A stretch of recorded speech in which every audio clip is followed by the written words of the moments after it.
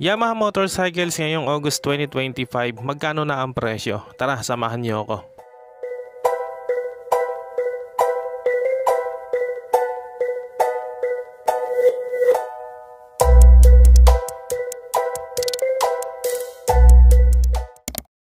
Okay mga tol, unahin natin dito sa pang off-road ano. So meron tayo ditong Yamaha WR155. Bagay na bagay ito sa mga mahilig mag light trail dyan o mag off-roading ano.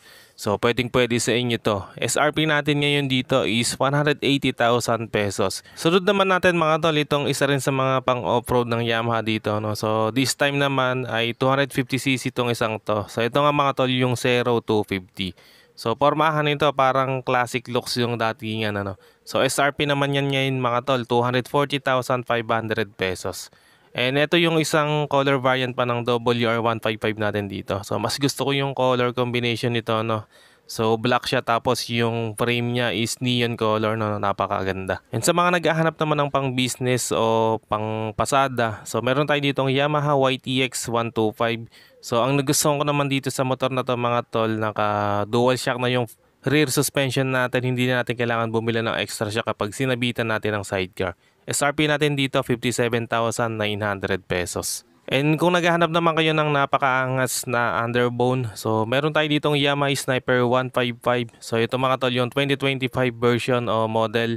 So meron tayo ditong color yung cyan ano, tapos color orange naman yung wheels natin, napakaganda. So ito yung pinaka latest model ng Sniper na standard ngayon mga tol, and ang SRP natin dito is 125,900. And ito pa yung isang color variant natin para sa Sniper 155 standard version. So ito naman mga tol yung color na race blue. And dito naman mga tol, isa sa pinaka cute na pang off-road na nakita ko dito sa Yamaha no. So meron tayo ditong Yamaha PW50. So para to sa mga aspiring na gustong mag motocross ano. So pangbata siya mga tol dahil maliit lang ano. Pwedeng pwede to sa mga anak niyo, lalo na kung nagmo-motocross kayo tapos gusto niyo turuan yung anak niyo. Pwedeng pwede tong PW50. SRP natin dito mga tol 73,400 pesos. Next naman natin mga tol itong Yamaha Mio Gear 125. So meron tayong dalawang variant dito no, yung S version na matte black at yung gray na standard version. So para sa standard version, ang SRP natin ngayon dito is 79,400. And yung S version naman is 84,400. And another Mio series mga tol, meron tayo ditong Yamaha Mio i125 standard version ano. So wala silang available ngayon na S version.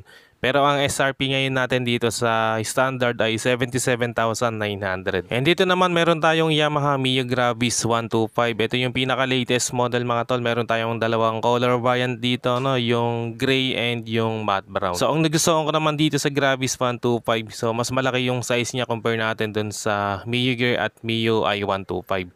SRP natin ngayon dito mga tol is 84,900. Dito naman meron tayong Yamaha Mio Fazio 125, yung nag-iisang hybrid scooter ng Yamaha ngayon ano. So available dito sa Royce Yamaha Revzone Cabanatuan. So meron tayong dalawang color variant, ivory white at itong pastel green. So SRP ngayon natin dito is 93,900. Dito naman mga tol, meron tayong Yamaha NMAX Tech Max. Ito yung pinaka latest model ng Yamaha NMAX 155. So ito nga mga tol yung naka YE CVT na no, o yung Yamaha Electric CVT. So napaka high tech na talaga nitong NMAX na to. SRP natin ngayon dito is 175,900. And dito naman yung standard version natin ano. So meron tayong color dito na matte silver. So napakaangas ng datingan niya. So SRP naman ng standard is 155,900. Next naman natin mga tol, XSR 155, yung pinaka latest model din na color variant niya. So para siyang ano no, yung metallic brown yung color niya. So SRP naman natin dito ngayon is 182,000 pesos. And dito naman mga tol, sa mga naghahanap ng ganitong color na X-Max 300, so meron din tayo dito no. So napakaganda ng color combination. So ang tawag nila sa color na to is creamy gray, napakaganda. SRP natin ngayon dito is 311,000 pesos. So dumako naman tayo mga tol sa mga big bike ano. So meron tayo dito hyper naked bike. So sa mga naghahanap ng ganitong model ng MT-09, so meron tayo dito. SRP ngayon nito is 659,000 pesos. And dito naman yung pinaka bago natin na Yamaha T-Max Tech Max. So ito na yung pinaka latest model. SRP naman ito ngayon mga tol is 859,000 pesos.